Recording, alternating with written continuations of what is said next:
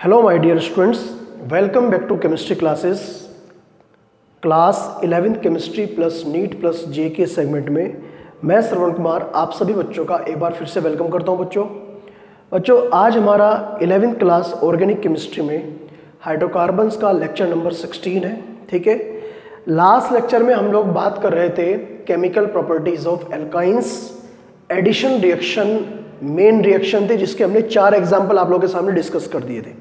आपको याद होगा बोर्ड के बैकग्राउंड पर जो ये रिएक्शन है एडिशन ऑफ वाटर, मैं यही डिस्कस कर रहा था। हमने लास्ट लेक्चर अपना यहीं पर कंप्लीट किया था। हमने बताया था आपको कि जब पानी के एडिशन करते हैं वाटर एल्काइन के ऊपर, addition of water in the presence of H2SO4 and HgSO4 is known as oxymercuration, हम लोग इसे बोलते हैं। इस रिएक्शन में बनता क्या है?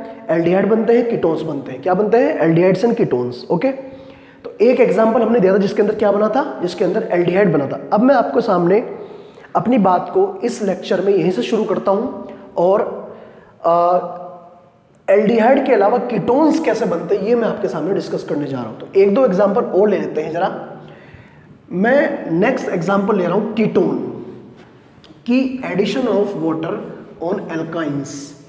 इस रिएक्शन से कीटोन्स कैसे बनते हैं, तो चलिए स्टूडेंट करते हैं हम लोग लेक्चर स्टार्ट। चलिए कीटोन के बारे में बात करते हैं। दूसरा एग्जांपल लेते हैं, एग्जांपल नंबर 2। कीटोन कम से कम कितने कार्बन का होता है पहले ये देखिए। कम से कम कीटोन 3 कार्बन का होता है। मतलब इसके लिए हमें क्या लेना पड़ेगा? प्रोपाइन लेनी पड़ेगी। वाटर मॉलिक्यूल का इसके ऊपर एडिशन कराना पड़ेगा और वो भी HgSO4 और H2SO4 की प्रेजेंस में। रिएक्शन को हम लोग क्या बोलते हैं? ऑक्सीमर्क्यूरेशन। क्या बोलते हैं बच्चों? ऑक्सीमर्क्यूरेशन। यहां पर H+ और यहां पर OH-। अभी ये एल्काइन कैसी है? अनसिमेट्रिकल। कैसी है? अनसिमेट्रिकल। देखिए सिमेट्रिकल अनसिमेट्रिकल पूरा कॉन्सेप्ट हमने आपको एल्कीन में पढ़ाया था, मार्कोनिकोव एंटी मार्कोनिकोव। अगर कोई हाइड्रोकार्बन सिमेट्रिकल है, एडिशन कराना है तो कोई प्रॉब्लम नहीं होती, किसी भी कंपोनेंट को कहीं पर भी ऐड कर दीजिए, प्रोडक्ट सेम बनेगा। लेकिन प्रॉब्लम कहां पर आती है? अनसिमेट्रिक। क्या कहा था उसमें कि किसी भी हाइड्रोजन कंटेनिंग कंपाउंड को जब डबल ट्रिपल बॉन्ड पर ऐड करेंगे तो हाइड्रोजन वहां पर ऐड करेंगे जहां पर H ऑलरेडी ज्यादा हो। यहां पर H ज्यादा यहां पर है, इसका मतलब यहां पर पॉजिटिव वाला पार्ट ऐड करना पड़ेगा। ये प्लस और ये माइनस, H को यहां पर और OH को यहां पर शिफ्ट कर दीजिए। तो यहां पर मार्कोनिकोव के अकॉर्डिंग एडिशन करेंगे, ये बना आपका OH डबल बॉन्ड CH2। यहां भी वही फिनोमिना ऑपरेट होगा शिफ्टिंग का, जो कि आपको लास्ट लेक्चर में हमने समझा था। Shifting of bond and atoms. कैसे? ये डबल बॉन्ड तो शिफ्ट होकर यहां बना देगा डबल बॉन्ड और ये H आ जाएगा यहां पर, और ये मॉलिक्यूल आप लोग तुरंत पहचान सकते हो क्या बन गया। ये बन गया ये। इसे हम लोग क्या बोलते हैं? इसे हम लोग बोलते हैं प्रोपेनोन। क्या बोलते हैं बच्चों? प्रोपेनोन, जो कि एक कीटोन है। ठीक है स्टूडेंट, तो ये है एडिशन ऑफ वाटर। ठीक है, तो हमने आप लोगों के सामने कंप्लीट करा दिया है एडिशन रिएक्शन के जितने भी एग्जांपल्स NCERT में दे रखे थे। लगभग सभी एग्जांपल्स पूरे हो चुके हैं, कंप्लीट हो चुके हैं एडिशन के। अब एल्काइन की एक लास्ट रिएक्शन बचती है और वो रिएक्शन है पॉलीमराइजेशन, साइक्लिक पॉलीमराइजेशन। ठीक है, पॉलीमराइजेशन क्या होता है? ठीक है, तो देखते हैं उसे। पहले आप लोग वीडियो स्टॉप करके इसे नोट कर लीजिएगा।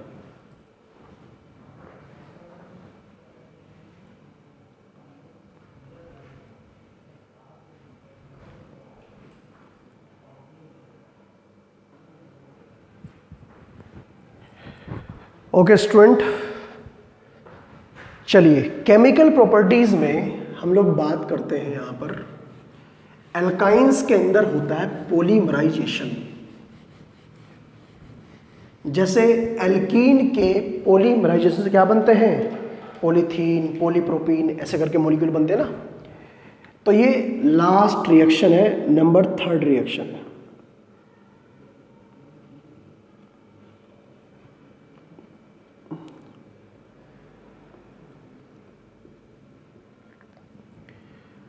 पॉलीमराइजेशन, ठीक है, polymerisation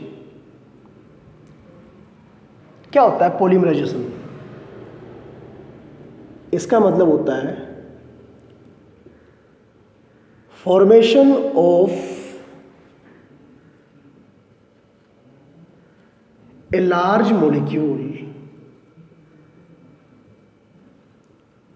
formation of a large molecule by the combination of, इसे मैं अलग लिख देता हूं, by the combination of, formation of a large molecule by the combination of some small molecules. जब कुछ स्मॉल मॉलिक्यूल आपस में कंबाइन करते हैं, कॉम्बिनेशन होता है उनका, तो एक लार्ज मॉलिक्यूल बनता है। इसे ही हम लोग क्या बोलते हैं? Polymerization is known as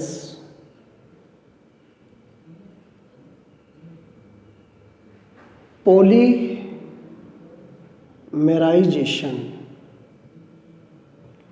polymerisation. अब यहां पर पॉलीमराइजेशन दो टाइप का होता है।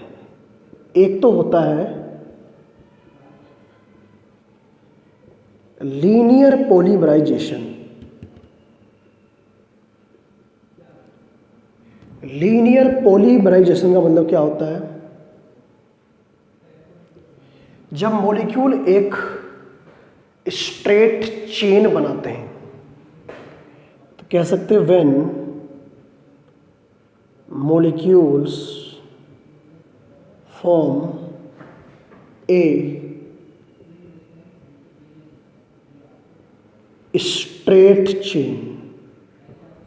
अगर मॉलिक्यूल एक स्ट्रेट चेन बनाए, एग्जांपल देखिए इसका,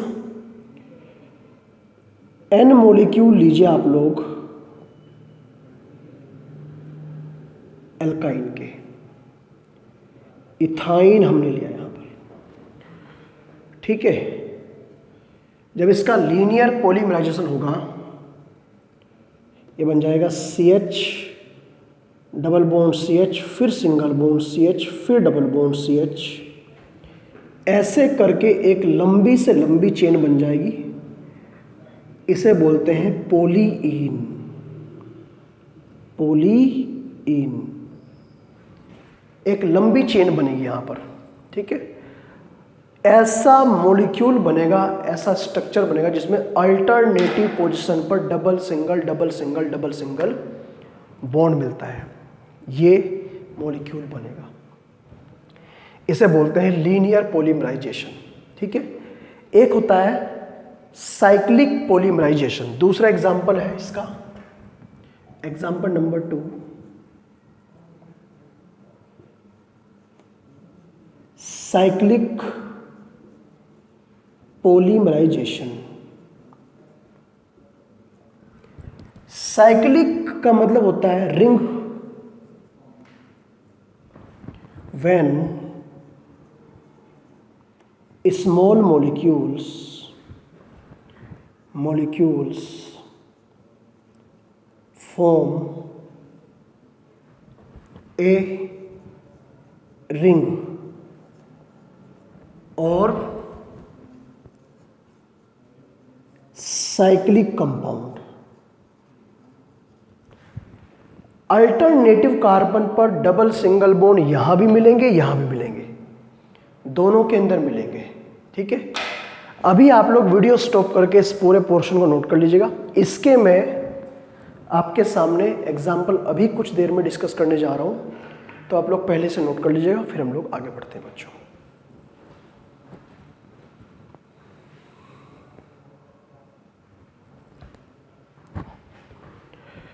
ओके स्टूडेंट, तो चलिए बच्चों हम लोग शुरुआत करते हैं कुछ एग्जाम्पल्स की जो कि साइक्लिक पॉलीमराइजेशन को एक्सप्लेन करते हैं। Cyclic polymerization,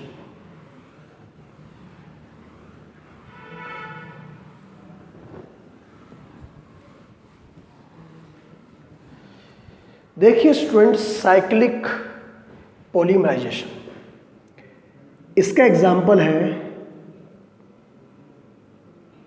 when ethyne is passed through red hot iron tube,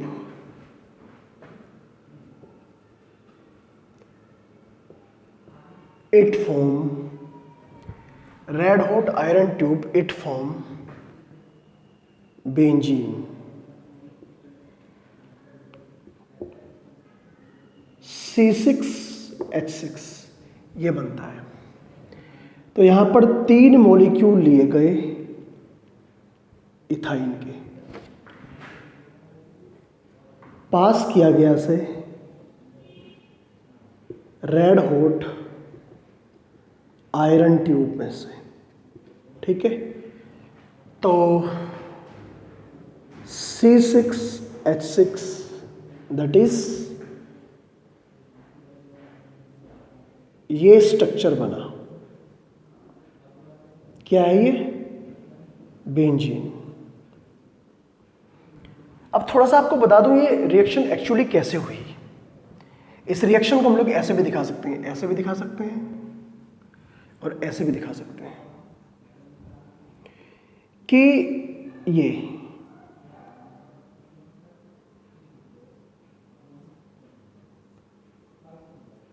ठीक है, उसके बाद में ये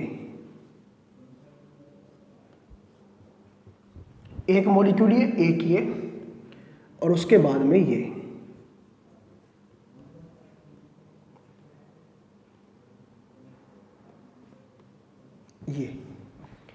3 मॉलिक्यूल लिए और इन्हें आप लोग ऐसे क्लॉकवाइज या एंटी क्लॉकवाइज इनके बॉन्ड ब्रेक करिए, तो क्या होगा? ये प्लस, ये माइनस, ये प्लस, ये माइनस, ये प्लस, ये माइनस, ये ऐसे एक रिंग बनाएंगे। कब? जब इन्हें हम लोग पास करेंगे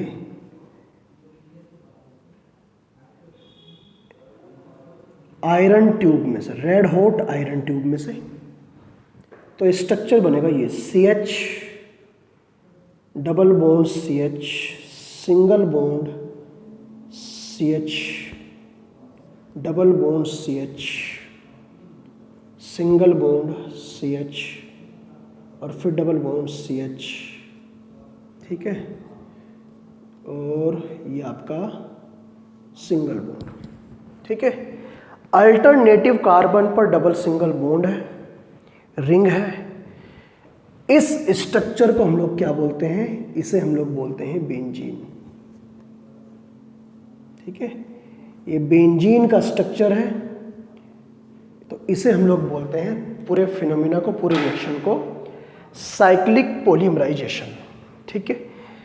यहां पर आप लोग ये मान के चलिए कि एल्काइंस कंप्लीट हो चुका है, अब एल्काइंस के अंदर कुछ भी नहीं बचा है, ठीक है। सब कुछ एल्काइंस के अंदर पूरा हो चुका है, ठीक है। ये मान के चलिए हाइड्रोकार्बन कंप्लीट है। हाँ, हम लोगों ने आपके सामने डिस्कस किया था कि हाइड्रोकार्बन का चैप्टर है ये, ऑर्गेनिक का ये जो पार्ट है, इसके अंदर हम लोग 3 हाइड्रोकार्बन तो पढ़ेंगे, एल्केन, एल्कीन, एल्काइन, और एक हाइड्रोकार्बन हम लोग लास्ट में पढ़ेंगे जो इनसे अलग है, वो भी हाइड्रोकार्बन ही है, और उस हाइड्रोकार्बन का नाम है एरोमेटिक हाइड्रोकार्बन, मतलब बेंजीन। हमारे सिलेबस में मेन जो हाइड्रोकार्बन है वो एरोमेटिक के अंदर वो बेंजीन है।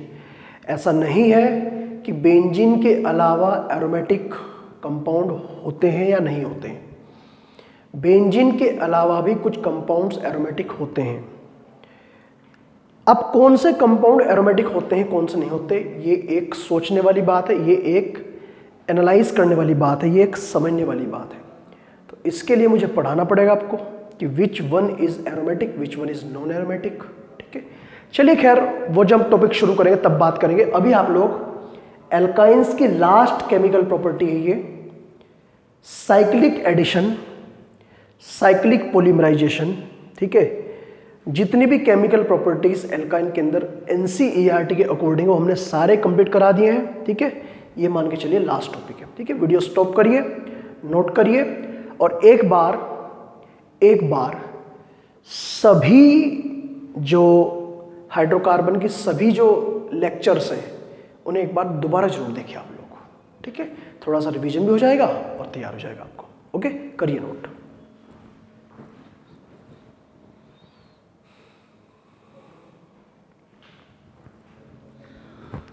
ओके स्टूडेंट, तो चलिए बच्चों,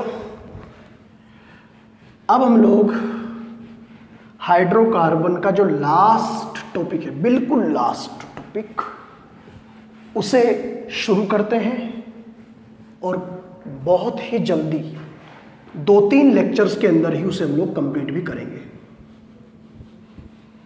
इस चैप्टर के एनसीईआरटी क्वेश्चंस हम लोग एरोमेटिक हाइड्रोकार्बन कंप्लीट करने के बाद ही शुरू करेंगे।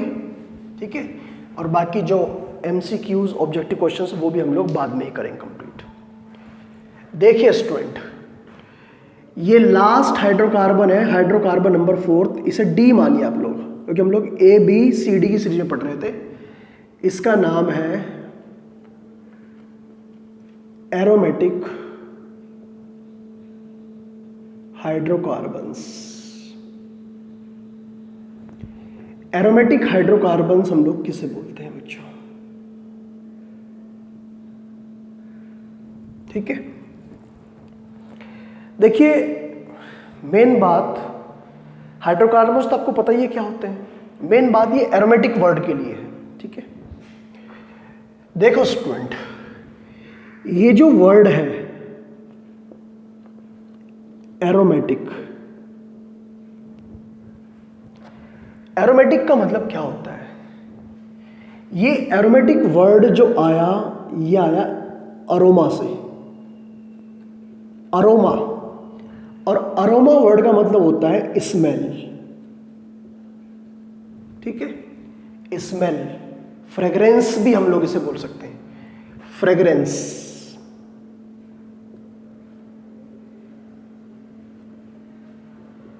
फ्रेग्रेंस, ठीक है, मतलब एक तरह से खुशबू, हम लोग इसके लिए वर्ड यूज कर सकते हैं।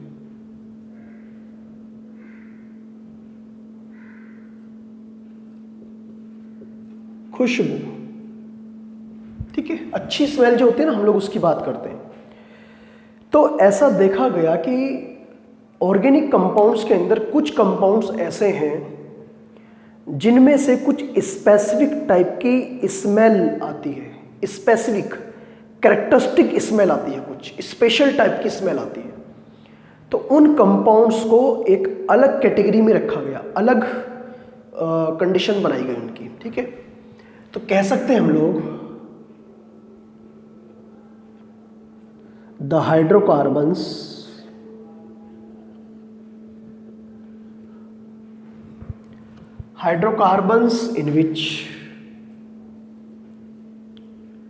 in which some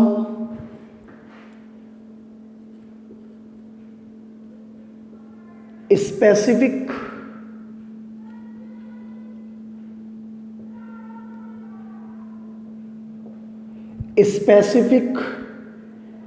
characteristic smell is coming out are called या फिर are known as aromatic hydrocarbons, इन्हें हम लोग बोलते हैं एरोमेटिक हाइड्रोकार्बन, जिनके अंदर से कुछ स्पेसिफिक टाइप की स्मेल आती है। ओके स्टूडेंट, इन्हें एरोमेटिक बोलते हैं। अब ये तो एक फिजिकल आइडेंटिफिकेशन इनकी, समझ गए। हाइड्रोकार्बन को दो कैटेगरी में डिवाइड किया गया है, एक एलिफेटिक और एक एरोमेटिक, ठीक है।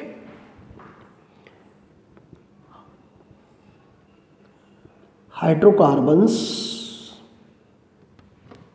जो होते हैं इन्हें दो कैटेगरी में डिवाइड किया गया है। एक को हम लोग बोलते हैं एलिफेटिक हाइड्रोकार्बन,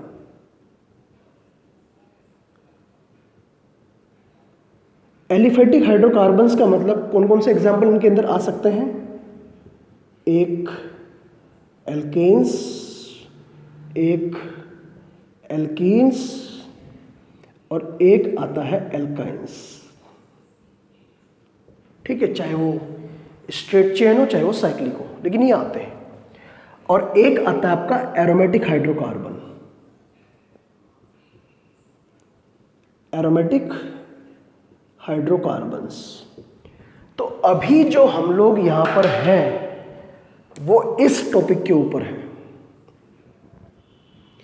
अभी हम लोग यहां पर हैं। और ये मान के चलिए ये हाइड्रोकार्बन का लास्ट टॉपिक है, ठीक है। और एरोमेटिक हाइड्रोकार्बन का सबसे मेन एग्जाम्पल अगर कोई है, मेन कंपाउंड अगर मेन एग्जाम्पल इसका है तो वो कौन है? Is benzene. सबसे ज्यादा पढ़ा जाने वाला बेंजीन है, C6H6। ऐसा नहीं है कि इनके अलावा एरोमेटिक नहीं होते, होते हैं लेकिन सबसे ज्यादा, ठीक है। ये बेंजीन है, बेंजीन और compounds of benzene and compounds of benzene, ठीक है। आगे 12th क्लास में जितने भी आप लोग ऑर्गेनिक केमिस्ट्री के अंदर चैप्टर पढ़ोगे वहां पर आप लोग बेंजीन के कंपाउंड हर चैप्टर में पढ़ेंगे। हेलोरीन्स, फिनोल, बेंजिल्डिहाइड, बेंजोइक एसिड, एनिलीन, ये सारे के सारे एरोमेटिक कंपाउंड्स होते हैं, उन्हीं के कंपाउंड सारे के सारे, ठीक है। तो ये कुछ इंट्रोडक्शन था एरोमेटिक हाइड्रोकार्बन्स के रिगार्डिंग। अब सबसे पहले मैं आपको ये समझा दूं कि किसी भी कंपाउंड के एरोमेटिक होने की क्या कंडीशंस हैं। सम नेसेसरी कंडीशंस, जो बिल्कुल कंपलसरी कंडीशन है, अगर वो कंडीशन फॉलो नहीं करता वो कंपाउंड, तो उसका मतलब वो कंपाउंड एरोमेटिक नहीं है, वरना एरोमेटिक होगा, ठीक है। तो मुझे वो पढ़ाना आपको, लेकिन आप लोग पहले इसे नोट कर लीजिएगा, फिर हम लोग उन कंडीशंस की बात करते हैं, ठीक है। करिए नोट।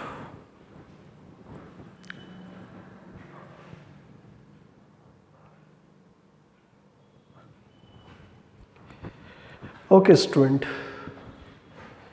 तो चलिए हम लोग थोड़ा सा डिस्कशन कर लेते हैं। कुछ नेसेसरी कंडीशन, कुछ कंपलसरी कंडीशंस जिसके लिए कोई कंपाउंड एरोमेटिक होगा या नहीं होगा।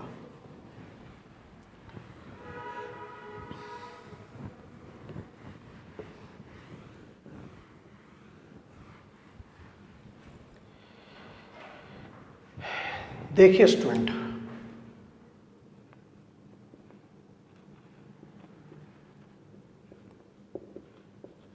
Conditions of a compound to B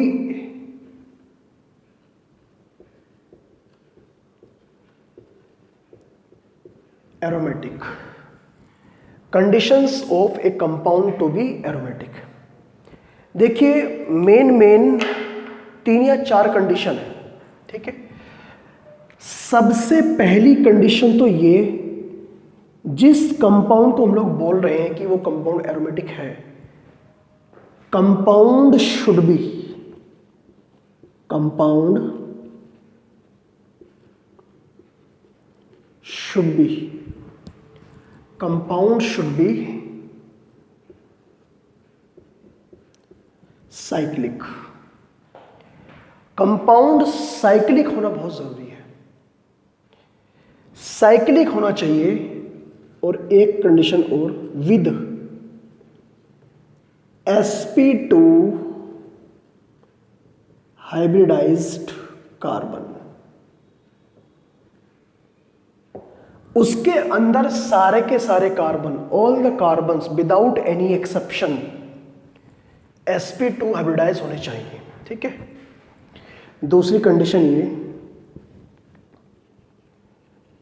compound should be planar. और प्लेनर की कंडीशन यही है, that is sp2 hybridised carbon.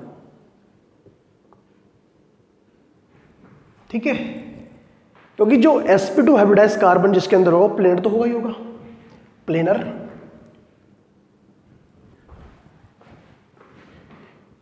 Cyclic with complete resonance, उसके अंदर कंप्लीट रेजोनेंस होना चाहिए।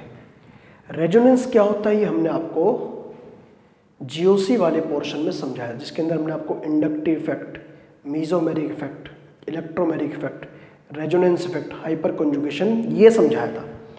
उसके अंदर कंप्लीट रेजोनेंस होना चाहिए, मतलब रेजोनेंस ब्रेक नहीं होना चाहिए। ठीक है। और लास्ट पॉइंट ये है कि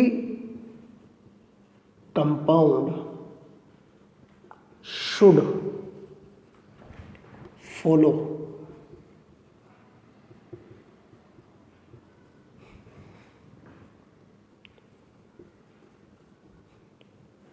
हकल रूल ऑफ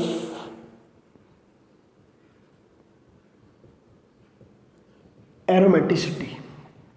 अब ये इंपॉर्टेंट है, ये हकल रूल क्या है।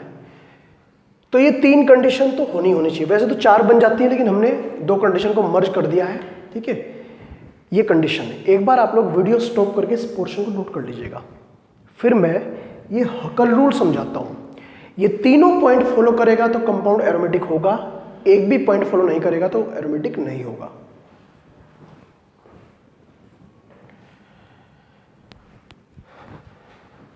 तो स्टूडेंट आज के लेक्चर को तो हम लोग कंप्लीट करते हैं यहीं पर। ठीक है। नेक्स्ट लेक्चर में हम लोग हकल रूल ऑफ एरोमेटिसिटी, ठीक है, इस टॉपिक की बात करेंगे। Okay student.